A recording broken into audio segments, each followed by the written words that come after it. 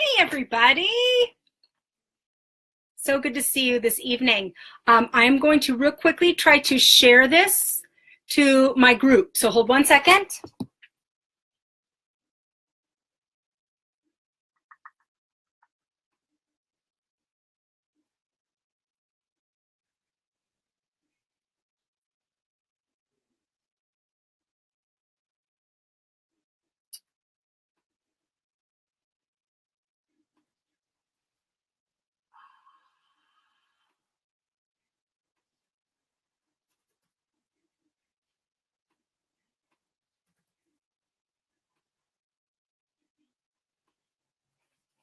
Okay, I think it's working. I'm still learning some of this tech stuff, so I apologize for that. I wanted to share this immediately into my group, so at the same time that it's on my page, it's on my group. So we'll see if that works. Yay, so tonight, episode 5, using play to improve writing, and tonight we're going to address arts and crafts. And I think that's a wide variety of age and gender that enjoy arts and crafts, different kinds. I think back, I think I've done just about every arts and craft that's out there. Some better at than others. I used to do toll painting when I was in high school with my mom, and we took a couple classes together, and I did dried flowers and dried flower arrangements. In fact, I remember, I don't know whether I had picked flowers or people had given me flowers, but I was drying them all out of my room, and my dad came in and he goes, "What is this, a flower mortuary? Do flowers come here to die?" And I was like, "Dad, these are art supplies and craft supplies." So I have collected over the years every kind of art and craft supply, dumped a lot of them, shifted what I like. So tonight we're going to talk about how to use it to improve writing. And I just have to say, well, first of all, for those who don't know me or don't know me well, I'm Jill Wolf, learning specialist, and I help homeschool parents plan meaningful experiences to awaken the learn in learning. And learning is my specialty, and I'm all about it. So tonight we're looking at specifically the learning of improving writing and using play to do it. So with arts and crafts, I have to say paper crafts have become one of my favorites. And I think I've looked at every store there is to find the big packs of paper whenever they go on sale, all the different textures and colors and things. I just have so much fun making cards. I used to scrapbook. I don't scrapbook anymore. But I use this paper for all sorts of things. Twine. I put twine as bows. I tie things together with twine. It's one of my favorite craft supplies. Of course, you have to have a glue gun because you got to stick stuff. Paint. So if you go to Lowe's or Home Depot, they have a section called Oops Paint. And people have come in and got things mixed and then decided they didn't like it or it didn't match exactly how they wanted it to, and so they don't buy it. And so Lowe's and Home Depot don't want to lose, so they put it in this Oops Paint section. So for $1, I can get all these different size, different color paints. So I've collected them over the years. And so now I can do crafts and all sorts of things with all of this Oops Paint. So that's another favorite. And I'm looking to see if there's any other craft supplies I wanted to share. No, those are my favorites. So you may have different things. Depending on the age of your kids, different crafts are going to be appropriate at different ages. And so I was just Googling crafts tonight. And I wanted to see, what's kind of trending right now. Lots of paper crafts, from origami to using construction paper and eyeballs and making animals, and then you can get into the more sophisticated crafts with like refurbished wood from like pallet wood, paint, sketching. You can get into even some more fine arts where you're drawing and even painting and watercoloring, chalk. There's so many different kinds of arts and crafts. And so without knowing which specific ones you guys are doing, I'm just going to kind of do some general things. And then I'm going to put it out there that if you have some specific crafts that you guys like to do, or even holiday crafts, then let me know. And I'll be glad to come back. I'll be glad to, man, I just can't get my words tonight. I will be glad to come back and do another episode on a specific kind of art or craft. So let me say this. There are 3 ways that you can use arts and crafts with writing. 3 general ways. One, and so I'm going to put them up here in generals, and then I'm going to give you some examples. Okay?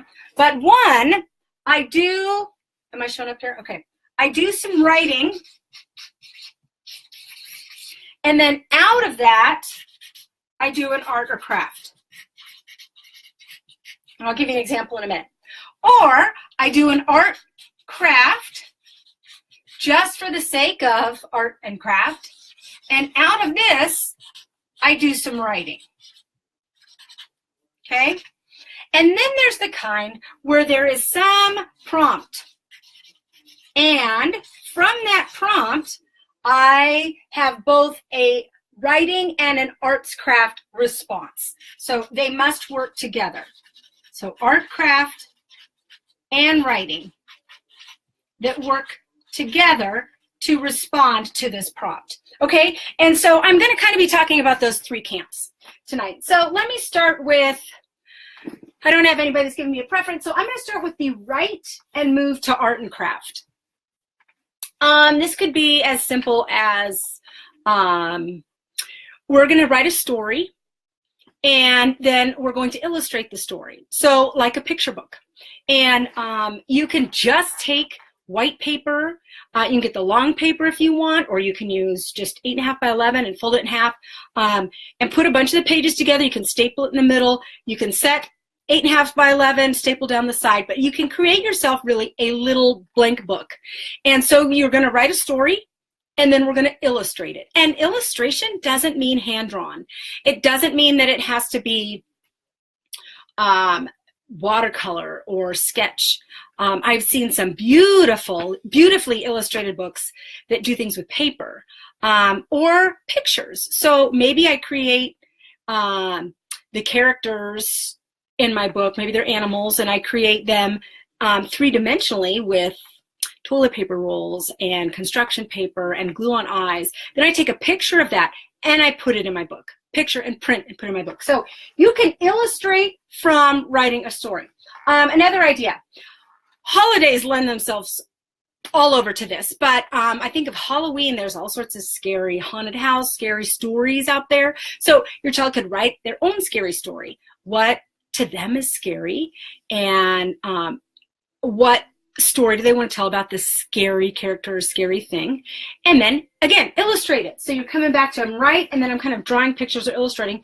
Or maybe I don't illustrate the story like it's a picture book. Maybe instead I write the story and then I make some decorations for the house that kind of come out of that story. Maybe my sister I have a couple sisters that really love spiders, and so I remember one year I think I cut out about 60 spiders so that she could put them along her wall. And I thought, you know, what an interesting thing to write a story about. If I wrote a story about a group of spiders, a whole bunch of spiders, and then I made this it just kind of flowed out from the corner of this wall, all of these spiders, different sizes. So I can write and then do some arts and crafts. Let's see what else I have. Thanksgiving, we could write about the Pilgrim's first Thanksgiving. It doesn't have to just be fictional stories. I could write like historical fiction, or even almost like a book report, but not really a book report, doing some reading about the Pilgrims or about the first Thanksgiving or about the food at Thanksgiving. And then we do some arts and crafts around from that are going to be appropriate for our festivities, maybe our table decorations or something that we're going to give guests. There are people that come over, or we just want some pilgrims around the room. So we're going to read and we're going to do some writing about pilgrims. Then we're going to make pilgrims. So arts and crafts can come out of writing. One other idea is, let's say that you guys just read, or your child read a book. I'm working with someone right now whose child loves to read and is consuming 200 and 300 page books by week. And so for her, she's having a hard time just keeping up with it. And I said, well, maybe this is a chance for you to have a discussion, or she could write a summary, then do something artsy craftsy with it. So in her case, she's looking at creating a cereal box. So here's a cereal box. You're going to write a summary, put it on the back, and then you get to decorate the box. It could be less structured than that, in that we're going to write a summary of the book you just read, and then you're going to do some maybe diorama, or going to do something in a shoebox, or we're going to do a collage of pictures. The kind of arts and crafts can vary based on your interest and your supplies, but it comes out of some writing that you're doing. Now, the other kind is to start with arts and crafts and write from it. So this is given that you guys have some different arts and craft things that you like to do as a family. So maybe you're doing origami right now, and that's kind of the theme that your kids are enjoying, you guys are enjoying. So you've bought all this little origami paper, and you're doing YouTube videos, and maybe you have a book on how to make all these different kinds of animals out of origami. And so you make all of these. Well, now you essentially have all these characters, or you have all these different animals that you can do some research on the animal themselves. So I could launch into a narrative piece where I'm telling some story. I could launch into doing some research on these 5 animals and write almost a like a summary or just a few paragraphs about each animal or their habitat or where they live. Maybe I make the animal out of origami, and then I research where the animal's from and its habitat, and I write a little about it in doing so, and then I actually create a look of a habitat. So maybe I get a flat piece of paper that becomes the backdrop for all my little characters, all my little animals that I made out of origami, because I did some research on where all these animals live, and they all happen to be from the rainforest. So I'm going to write a little something about the rainforest, and from what I'm learning from research about a rainforest, and then I'm going to actually make a rainforest. So you can involve them that way. Let's see, what else do I have? So animals are a big thing. I saw animals all over the place in crafts, every kind of animal, from hand drawing animals. There are some great tutorials, books, as well as videos on how to draw animals, a lot from the perspective of illustrators who understand shapes and how to make any animal out of just a few shapes. So there's some lessons on it. They could actually do that, or it could just be, hey, we've got some extra toilet paper rolls. Our kids are really young, so we're just going to, okay. So you make these animals. They could be characters in a story. So out of the arts and crafts, I could write a little story with all these characters. What's happening? Well, they're all from different kinds of ecosystems. So some might be from a desert, some from a jungle, some from a rainforest. So what story could I tell where all of them are coming together? Are we having a party for Mr. Giraffe? And so everybody's going to leave their homeland and come to wherever you set your story, and we're going to have a birthday party for Mr. Giraffe. So animals, there's a ton of things you can do with animals. They could begin even to write a script. One of the interesting things about storytelling is dialogue. So do they actually talk? Do they say things to each other? So now we learn how to write dialogue. Well, dialogue looks different in a script than in a narrative story. So we could look at each of those and say, okay, so let's write out what our dialogue is, and then let's format it to look like either. So now, especially if your kids are older and they're watching TV shows and films, they're hearing dialogue from a script, then they read a story and they're reading dialogue from a book. Both is characters saying stuff. So how does it look different? So you can actually really get into, can really get into the different kinds of writing around just what these characters are saying that you've made out of whatever arts and crafts materials you have. It could be a description of the animal and their habitat. It could be, maybe you go to the zoo and you see all these different animals and you guys take some pictures, and so you come back and you make the animals and you make the habitat and you write a story. Yay! Oh, I'm so glad to have you, Carrie. How fun. So maybe you go to the zoo, you come back, or you guys have taken pictures and all the kids picked their favorite animal habitat and area, and you come back, and so we're going to recreate that in some arts and crafts way, whether, this child wants to do it hand-drawn in a little journal, this child wants to cut out paper and make it really big, this one wants to color and watercolor and paint. And so you do that, and then we talk about, well, what was the habitat like that was there, and what did we observe, and what did we see? And so almost like they're reflecting, so some reflecting writing, but writing it through the arts and crafts, labeling things and talking about things, and even writing a little summary at the bottom about what they observed at the animal. So observations can be another kind of writing with animals. Of course, that's if you got to visit them. Here's another one. So I saw some very interesting arts and crafts using paper where they like twirled it or they folded it and then glued it down. And so it had this kind of three-dimensional thing about it, but it also made some really cool shape. I've never seen anything like it. I actually thought, oh, I want to make one of those. But something really that has some feeling towards it can lead to the kind of writing that's poetic.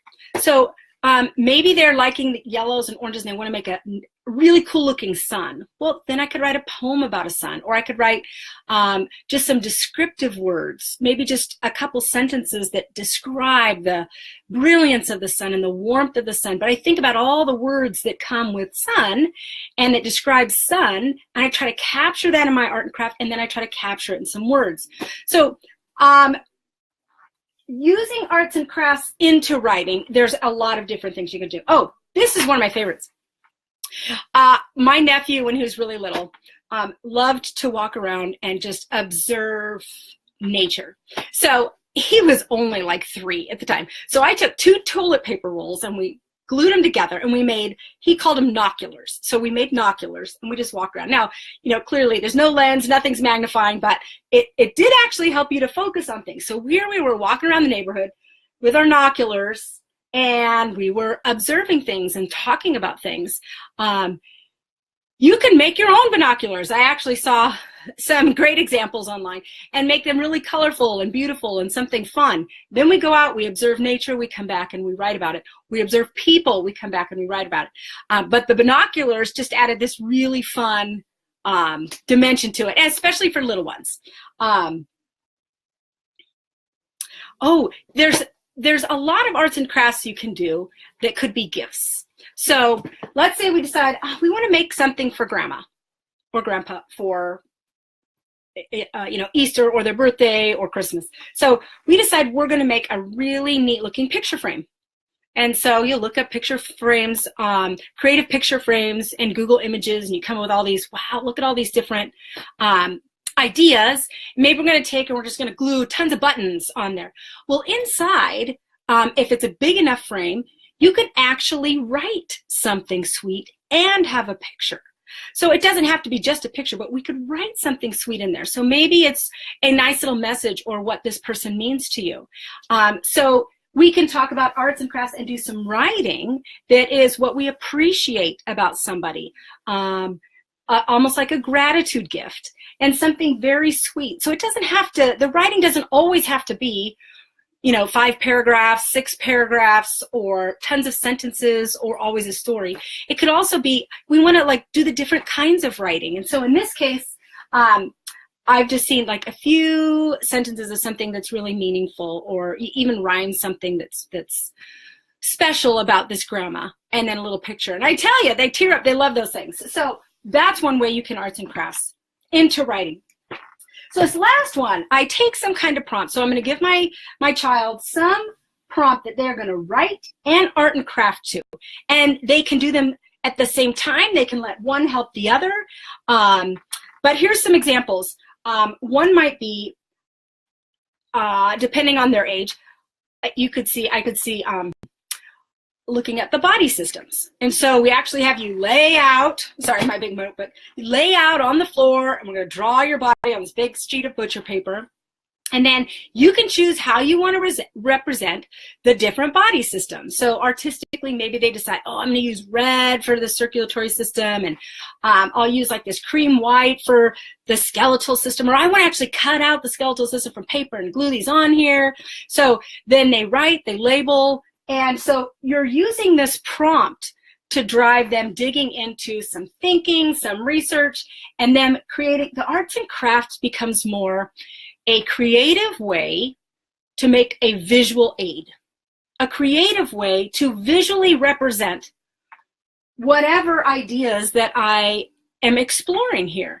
So science works great for this, science ideas, but you can also do other things. You could do the letters of the alphabet. I see this a lot with preschoolers. They'll take like A, this week's A, and so we cut out a big A, and then you get to color the A with however, you can do it with images, you can do it with markers.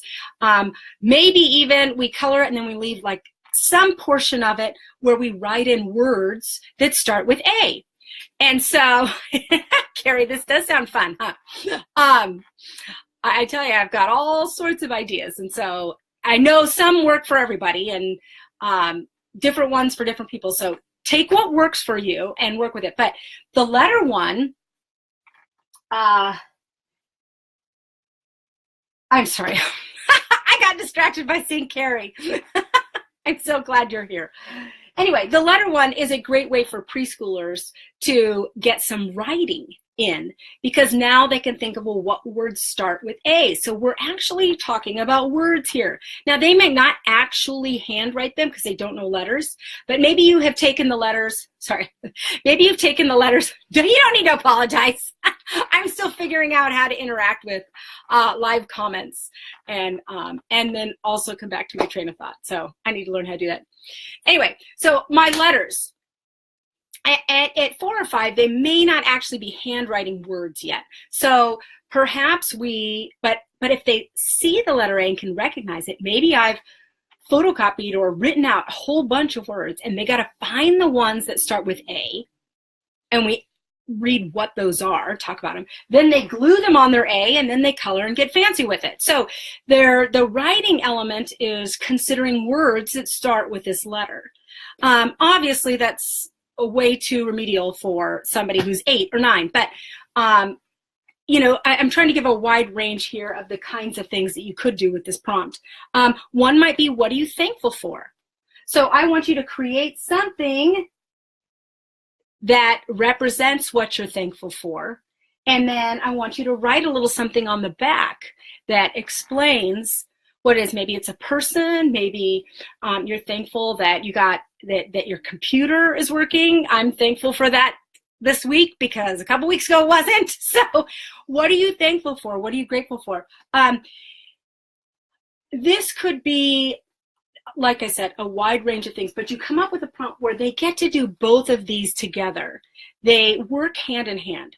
I find that when I've been taking a class, Carrie's one of my coaches, and I've been working with some different individuals, and sometimes when I'm listening to what they're talking about, I have to draw some kind of sketch for myself, some kind of visual that helps me see the relationships between the ideas, or just something I'm feeling about this idea that almost like a metaphor helps me better understand it.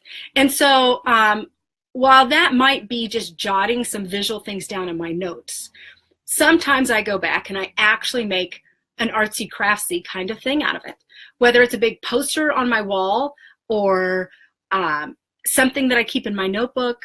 I keep a different journal that's got creative ideas in it and things like that. And sometimes I go there and I craft it out, cut and paste things in instead of just words, because, you know, they help each other. And so that's what this is meant to be. So I give my child some prompt to think about, something that's bigger, something that's deeper.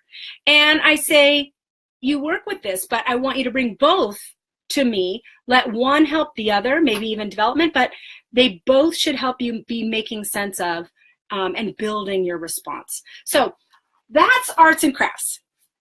And I know I was not super specific tonight with the kinds of crafts. Again, I want to find out what kind of arts and crafts are you doing with your kids so that I can help you come up with some creative things in that context versus just in general. But I really think it's, you know, we do arts and crafts. We want to foster a creativity in our children. And so many times we think creativity is just art skills. Oh, I'm not creative. I can't draw. Oh, I'm not creative. I have no sense of color. Oh, I can't come up with ideas. But creativity is bigger than that. But right now we're looking at how can we let this artistic piece help with the creativity when it comes to writing, because sometimes that is so hard. Sometimes that is so hard. How do I get started? Or how do I be creative with what I'm writing? Those are just words. It's not pretty. Art should be pretty, and words are words and letters. So how do these go together? And I think our kids get it. They make something, and I love when you see a drawing like by a 3-year-old and you're like, what's that? Well, that's mommy and daddy, and we're riding the merry-go-round in the park, and that's a little dog over there, and everybody's really happy. Now, there's like 4 lines on the page and 1 big purple dot, but they have this whole story worked out, right? So the way that artistic expression helps with writing and with words, it's just amazing how that works. And so instead of cutting that off, let's use that to improve their writing. Let's give them a chance to write and to craft and write out of that in a way that they really, that they're going to start to like writing more. I mean, that's my whole premise for this series, was really to get at, if we want to improve writing, most kids just don't enjoy it. So how do we improve it and increase their joy? We tap into their play. And so in this case, it's the arts and crafts. So I'm going to let you go. It's at 26 minutes and I don't want to go too much longer, but I would love in the comment section, if you want to put any of your specific arts and crafts that you do, if you want ideas on, or if you have ideas to share of the way you do writing with arts and crafts, that would be great, because I want the ideas to keep flowing and for this to be helpful. So I hope you guys have an absolutely fabulous Thursday. Well, you're probably watching this in the replay Friday, so a great Friday and a wonderful weekend. And thanks, Carrie, for joining me. And for everybody else, I look forward to having more conversations with you in the Homeschooling Hub. See ya.